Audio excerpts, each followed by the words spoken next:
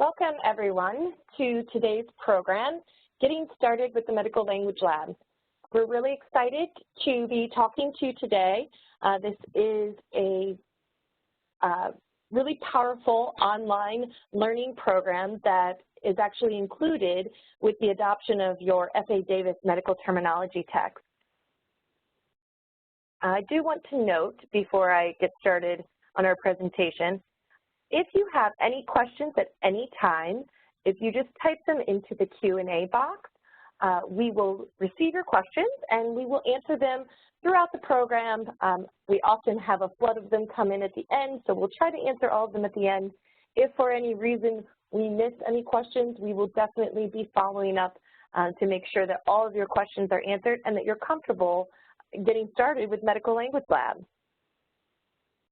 So today, your presenters, I'm Molly. I am the Medical Terminology Marketing Manager, and soon you'll be hearing from Eric, who is our Technology Product Specialist, and we'll be doing the actual live demonstration today.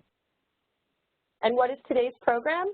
I'm getting us kicked off here today. I'll give you a brief overview of the Medical Language Lab and what we saw as the need there, why we are offering this online program with your text.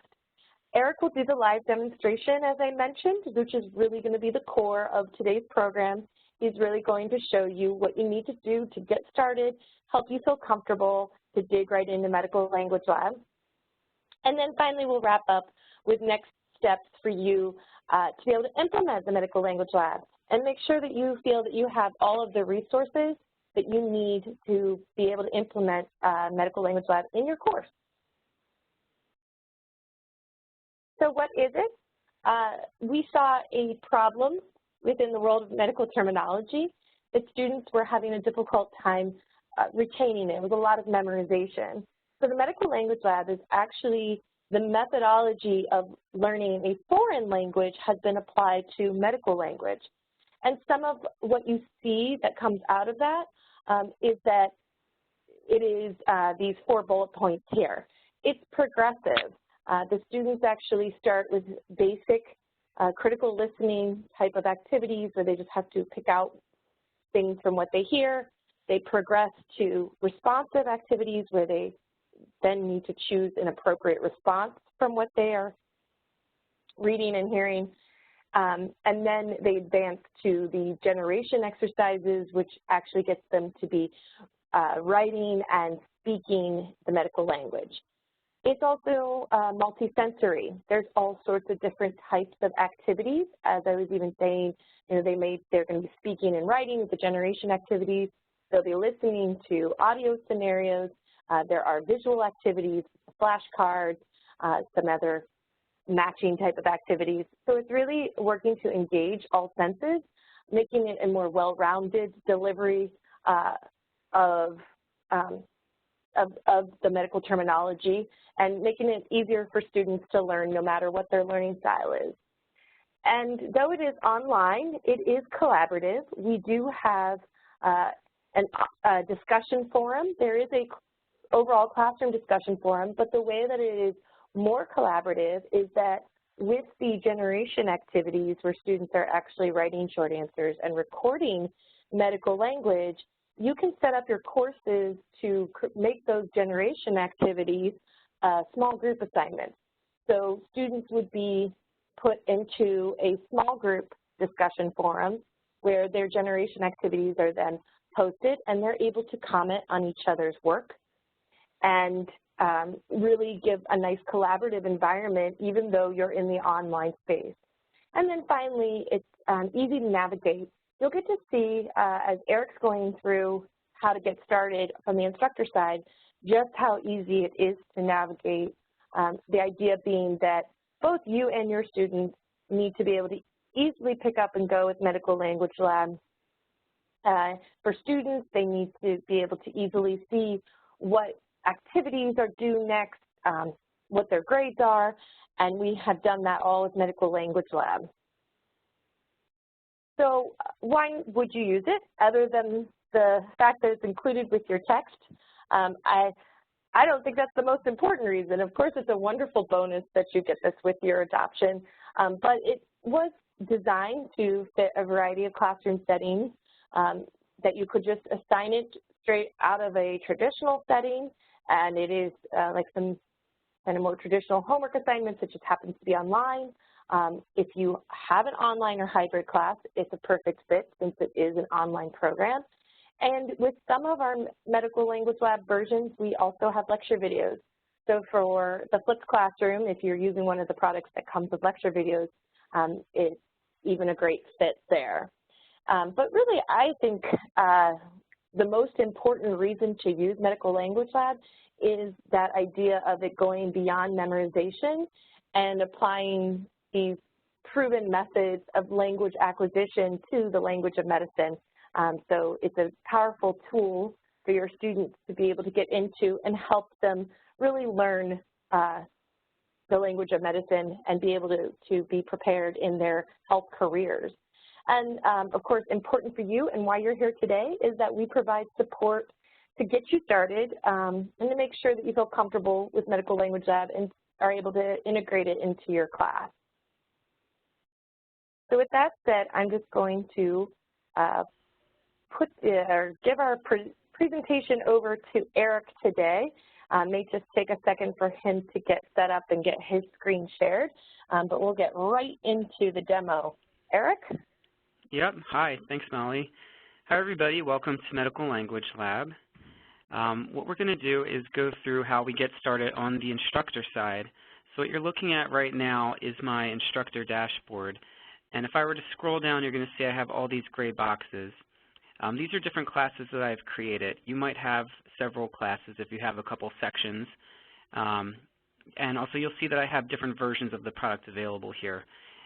Don't worry about it for the purposes of this demo, just you need to understand that they all function the same way. So what I'm going to do is walk you through how we create a class, how we can customize it, and how we can look at the gradebooks. So when you first arrive in the product, before you create any classes, this will be blank in the bottom section. So the first thing you're going to need to do is click on that Create Class button. So I'm going to go ahead and do that right now.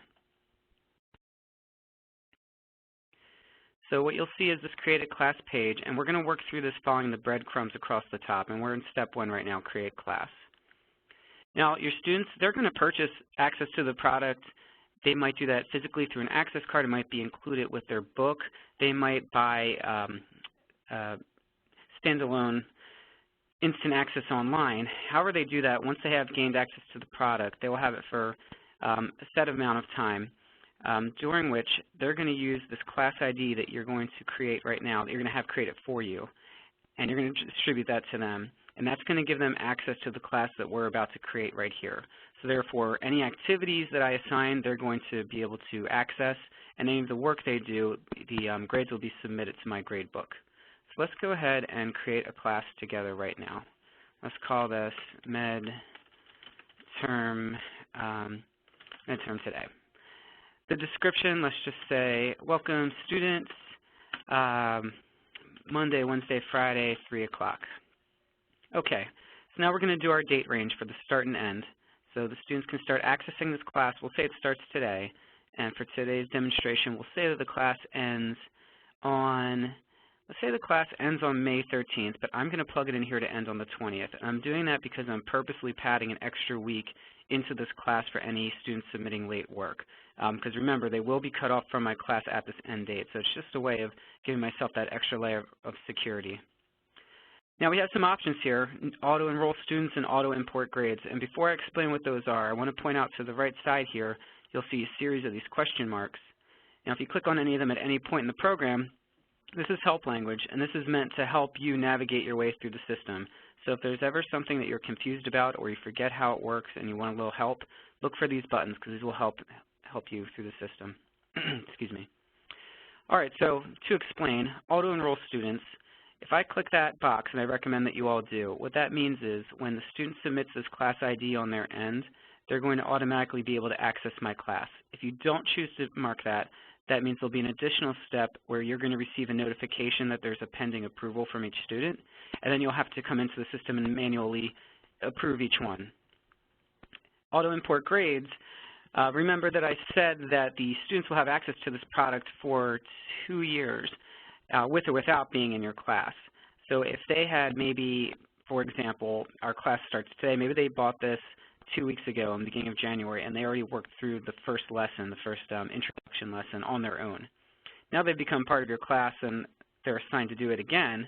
They say to you, do I really need to do this twice? I've already done it once. Well, if you choose to just auto-import their grades, that will take any work they've previously submitted and bring it into your classroom. So these are both essentially just time-saving devices, one for you, one for your students, and I recommend that you check both.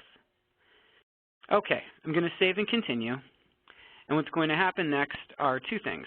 One, we're going to receive this pop-up message that, again, gives me that class ID and reminding me how important it is that I distribute that to my students.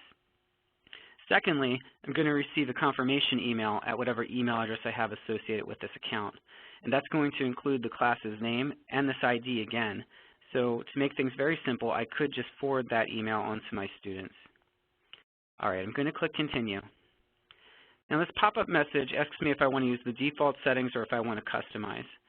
Essentially what that means is using the default settings is going to provide all of the content that is available within Medical Language Lab to all of the students who use that class ID from that start date that we chose to that end date. So that's the completely hands-off approach. The nice thing about Medical Language Lab is it does allow a lot of flexibility for the instructor to be as hands-on or hands-off as they'd like to be.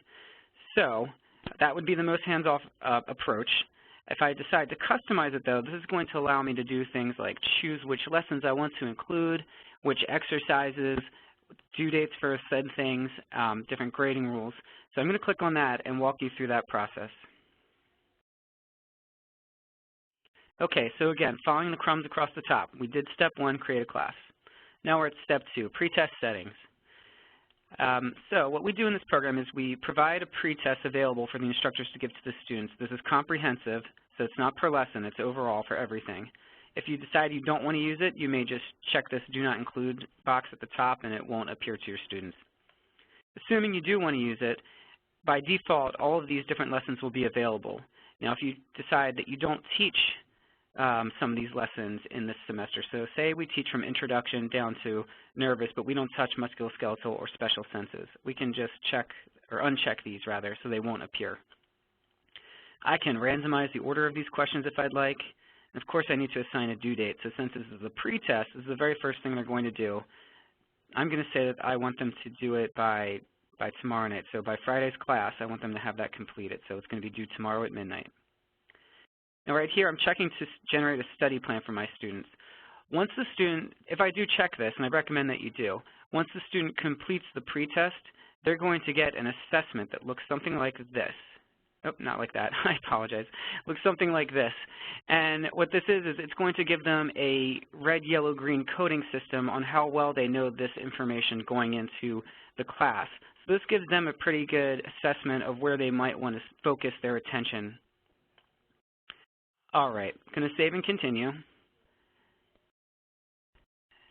So the next step is going to be step 3, the lesson reorder. Now, in this step, and this is new to the product, so any of you who are repeat users from before, you may not recognize this step. But what this allows you to do is exclude any lessons you don't want to include or reorder them. So remember, I said in this class we don't teach these last two pieces, musculoskeletal and special senses. If I would like to exclude them, I can just drag and drop them to the right column here, available lessons, and now my students won't receive those when they enter my class. And then similarly, I can reorder anything on the left, dragging and dropping. So maybe I teach nervous right before endocrine. I can drag and drop it in that order, and that's the order that will appear to my students. If I make a mistake and I just want to start over, I can always click the reset button. All right, going to save and continue to step 4, the lesson settings. Now this next step, the lesson settings, is where you're probably going to spend the bulk of your time when you're customizing your class. So I am going to spend a little bit of time on the screen once it loads. Bear with me for a moment here while it continues to process.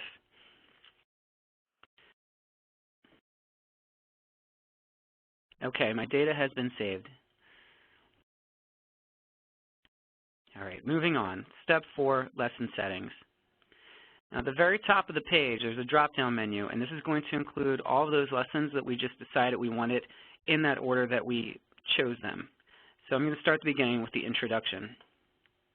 The way I like to describe the way this page works is up top in this gray area is where you're going to set your default settings for this lesson for introduction. So what I'm going to do is set all of that up first, and then I'm going to come down here. Right now you see the different exercises and critical listening is opened, and I can expand and retract any of these. So you're going to see as I choose default settings at the top, they're going to populate below. And then we're going to come in and we're going to get a little more in the dirt with these individual exercises. But let's walk through it together at the top. So again, we're starting at the beginning, introduction. Today is the first day of class, so this is when I want it to be available to them. What is going to be the due date for everything in introduction? Let's say that I want to complete this entire lesson by next Friday the 29th. So I choose that in my calendar, and you can see that those dates have now populated below in those different exercises. Next part, grading rules for all the assignments within the lesson. You can see we have two options here. There are actually three, and I'll explain that in a moment. But of the initial two, you have initial practice, then grade, which is what I have it set on right now. Again, if you ever don't know what something means, you always have this help language on the right to help you through. But initial practice, then grade simply means that you're going to allow that student to take, for example, exercise 1 down here, as many times as he or she would like, and they'll see the results, what they had correct and incorrect. And it allows them to repeatedly take that exercise until they feel comfortable submitting it for a grade by this due date. And the opposite of that would be grade on the first attempt, then practice, in which case the first time the student accesses that exercise, they're going to receive a grade for it, which makes it more like a test. So those are two different approaches, and there's actually a third approach, which I'll show you in just a moment. The last thing I want to point out in the default settings at the top here is this option to set all generation exercises in this lesson as a group assignment. Now, as Molly mentioned, with the generation activities, if I expand them below, we have text and audio. One is written, one is spoken. There is the option for the instructor, and this is where it is, to set those up as group assignments so that you can have maybe 5 groups of 25 students, so 5 groups of 5 in your class can work together to work on a text generation question or audio. This allows them to do that collaboratively in an online space. They might do it maybe within your lab, maybe for homework, and it'll all be posted to the discussion forum, and then I can then assess it and send my feedback through that. And I'll show you how that looks later. But for now, I'm going to say yes. My default setting is I want to have them be group assignments. You can see that that populated below. Okay, so now that all my default settings are set, let me start with critical listening. I'm going to expand that. I see here that I have 3 exercises available to me in critical listening. Maybe I would like to investigate what exercise 1 is. You can see that these are all hyperlinked. So if I click on exercise 1, I'm going to get a new tab in my window here up here. Now, critical listening exercises, those are exercises in which you're listening to an auto recording, usually between a healthcare provider and a patient. So the student would listen to it, and this gives you the option to listen to the exercise. And then they continue to these questions, answering questions about what they heard to make sure they understood the language. Let's assume that for some reason I don't think exercise 1 is appropriate for my class.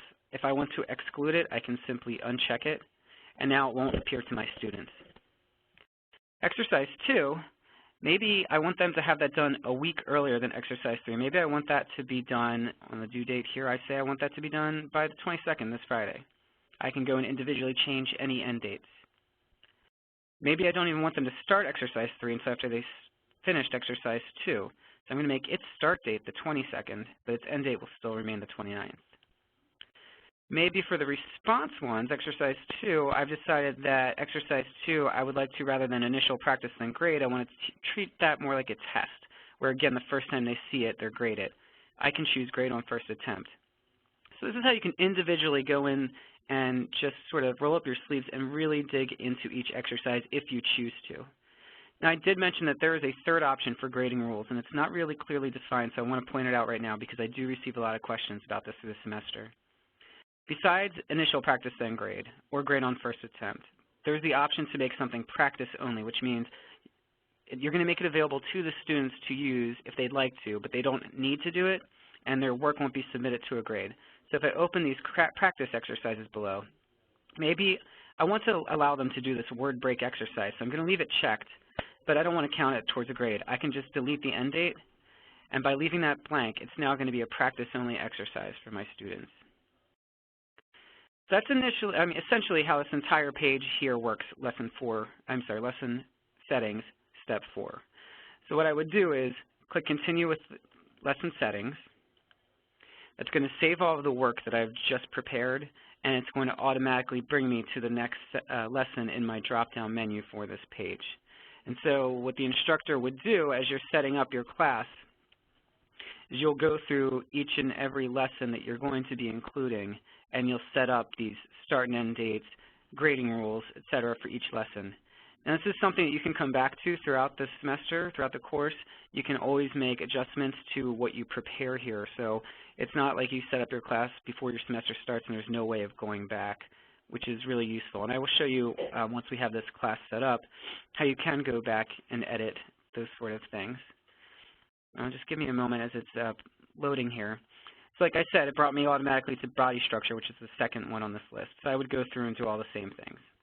I'm not going to do that for this, this presentation right now. Instead, I'm going to skip straight to Step 5, the post-test settings.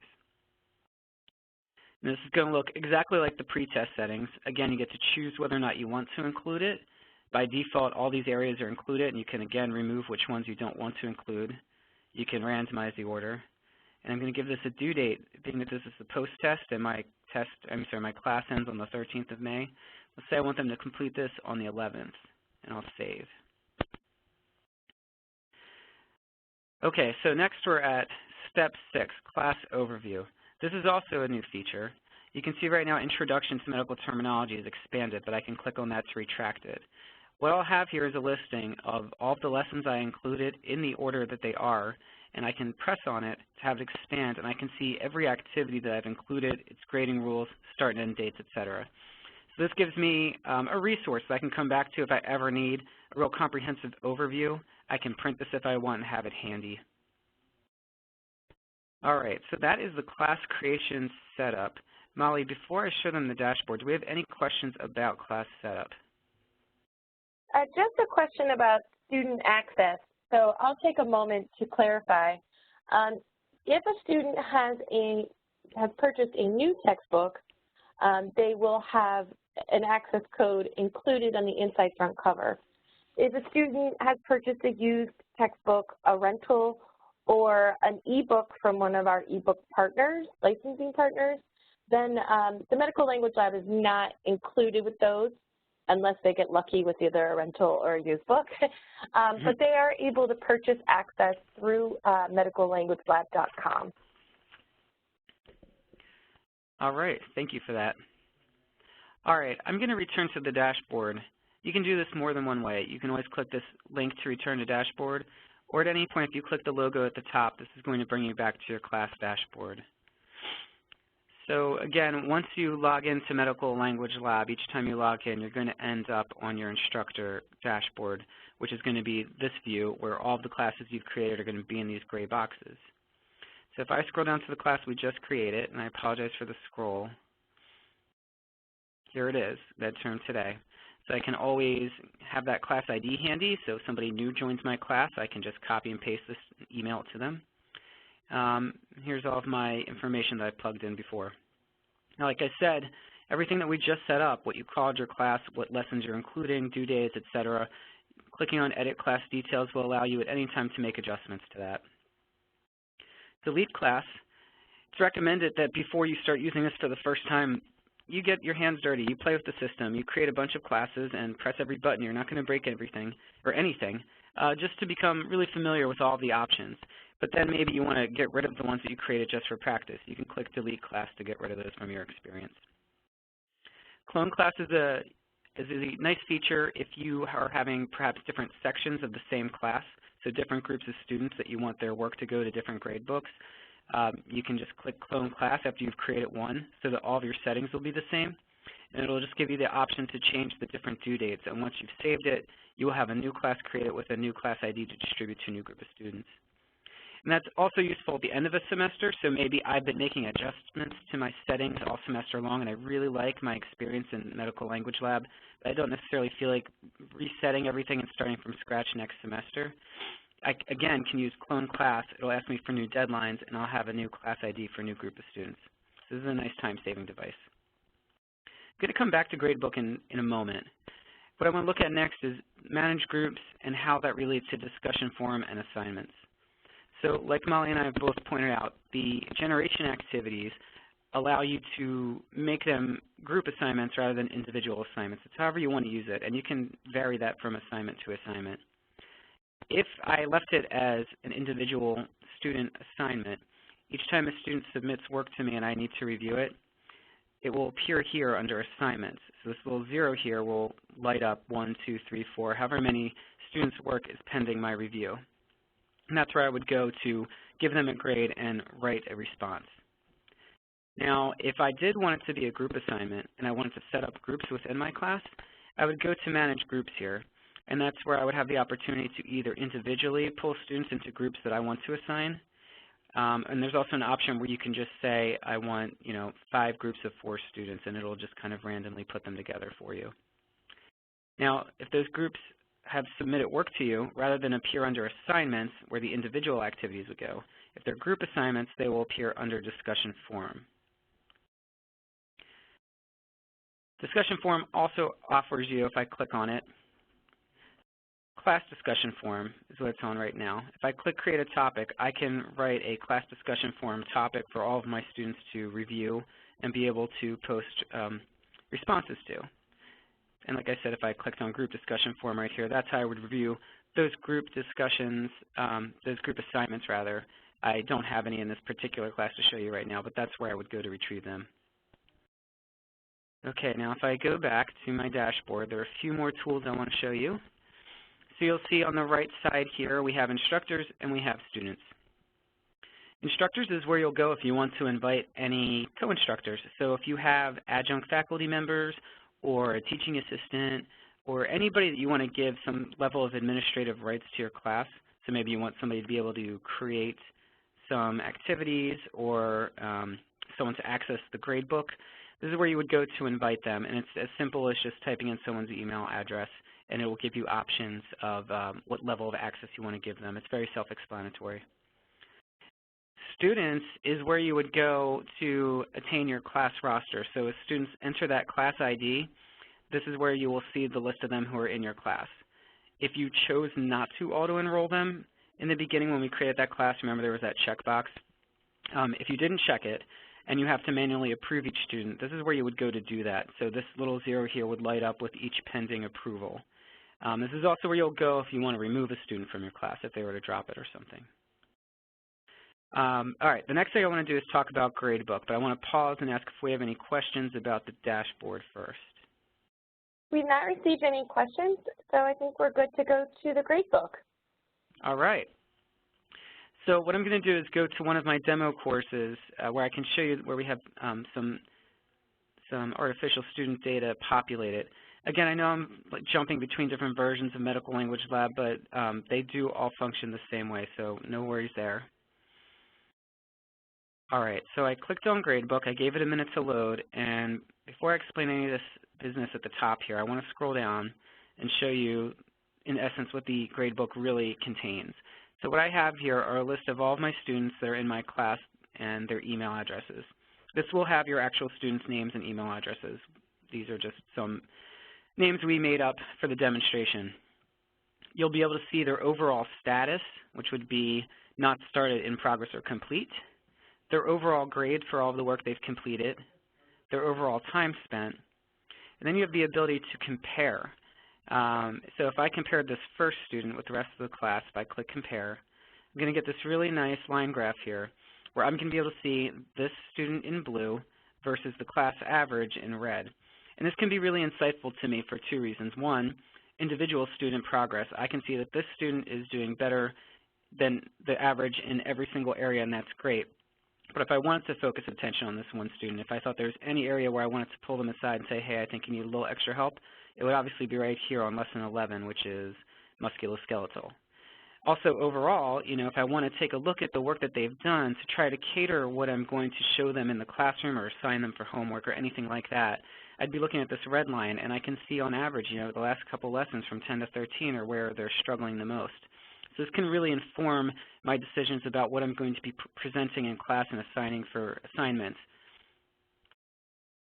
Now, similarly, with each student here, I have the option to view details, and that's going to be able to give me a more close look at the individual student's progress in the different lessons and even down to the exercise level.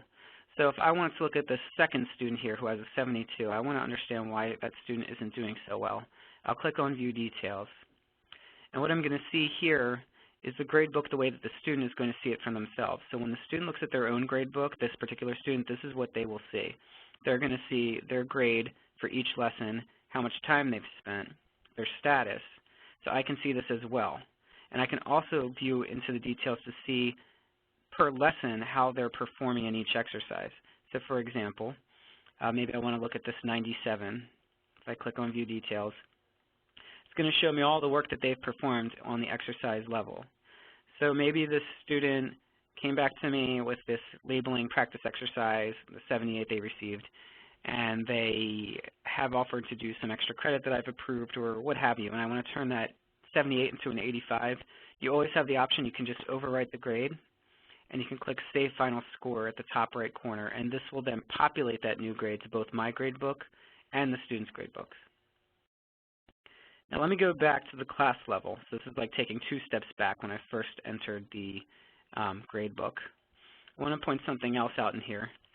You can see at the top you have an option to compare with all classes. So if you have different classes going on in your experience of medical language lab, perhaps 3 different sections of the same material, and you want to compare one against the rest, it will look very much like that graph did of the one student with the other one. So it can give you a nice overview of maybe how one class is performing against another one. Then we have the gradebook, the option to export it. So a lot of instructors like to use learning management systems to track grades. So what we do is make available an output of the results that you can then take and import into your LMS of choice. So if I were to click on this button, it will ask me which of our available LMS I use. I will choose one, and then it's going to produce a spreadsheet for me in that format that will give me the student's results by lesson, and I can then take that and import that into my gradebook. We can also, excuse me, let me not use that one. You can see another option here is individual assignment scores is a new option that we're making available, and that is agnostic to any LMS. What that means is if you export a gradebook with that, rather than the average by lesson scores, it will give you every single exercise's score that every student took. So that's what we have for Gradebook. And one last thing I want to leave you with before I take overall questions is in the top right corner next to my name, there's a drop-down menu. And you can see I have Support Center there is option number 4. Now this is available to your students as well, and it's definitely where I recommend you direct your students. You don't want to be their tech support person. You don't want them to come to class complaining about the product not working the way they thought it would or whatever. Both you and them have access to our Support Center here. We offer different video tutorials. We have Getting Started guides for both instructors and students. We have specs, you know, what operating systems, devices, and browsers is optimized for, and the option to contact our support. We have an 800 number. We have an email address. We have a form you can complete here. Our first tier of support is open 24/7.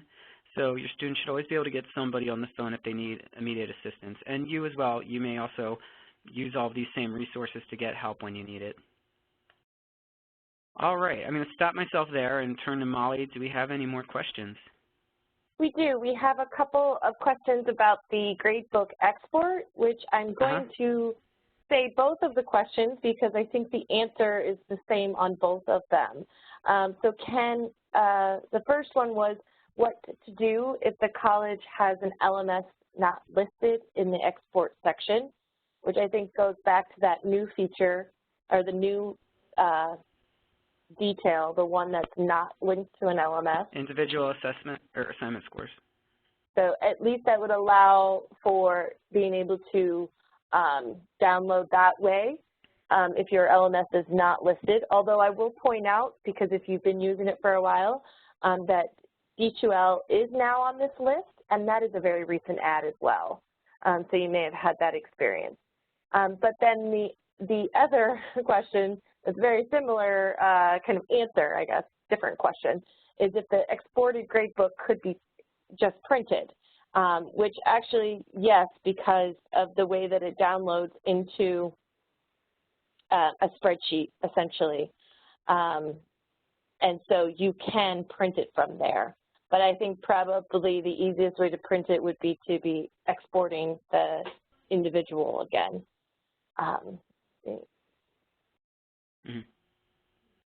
And then, oh, this is a great question that we got as well. Some of the changes that you presented at the beginning are new to one of our attendees today, and that had not seen them before. So I wanted to know when they were added. Yes, these were brand new updates. When Eric was going through, if you've set up classes before, had any experience, you may have noticed that the classroom management wizard, the breadcrumbs across the top, had a few more options. That just went live towards the end of December. So if you haven't set up a class or been in it yet for this term, you should not have to run any kind of update. It's just been pushed to the website live. So you should find that these changes are on your version of medical language, on Medical Language Lab. So yeah, right. Eric And is also showing. we can, yeah, so what I was going to say is if we could take that participant's email address or name down, we can send you this document. It's the release notes. We can send this to any of you who are interested. This tells you everything that has been updated since last semester. So any changes that we've put in place throughout December and January of this year are listed throughout here. It's really concise and it gives you a good idea. It explains everything that I highlighted during the presentation today. So if you're interested, please just let us know. We'll be happy to send this to you. Yeah, no problem. I can actually go ahead and make sure that that's in our follow-up email after this, that we send those release notes. We had another question that sometimes we get, and this applies to this as well because we will be doing a follow-up about whether or not this could be a presentation saved for future review. So we will be following up. We've been recording today's webinar, so you'll get a webcast, recorded webcast of that. But Eric also showed you in the support center. He didn't go right into, but if you are in the support center and in the Getting Started section, the instructor manual actually really does a nice kind of step-by-step, has screenshots, pretty detailed. So you may find that that's also helpful, but you are definitely getting the webcast as a follow-up too. And so I think that looks like, if for any reason we didn't get to one of your questions, as I said, we always seem to get a flood of questions towards the end. We are doing some follow-ups. We're going to make sure that we answer your questions if we miss them. We'll get you some information, the webcast, and also the release notes that Eric was referencing to make sure for anyone that is it has been using it, that you're kind of aware of what is now available. So I just want to pop this last slide up. A lot of things that we already went over as far as next steps. The Support Center has a lot of information for you. Eric talked about the little, the question mark icons, that those can help you while you're in Medical Language Lab. You can get a hold of us with additional questions. And of course, which is not on the slide, is expecting to have a follow-up email from us as well. As I said at the beginning, and I will reiterate again, we are here to help you. We really want to see you be able to take advantage of Medical Language Lab and implement it in your course and really help your students be able to take medical terminology to that medical language level. So thank you for your time today, and we will be in touch.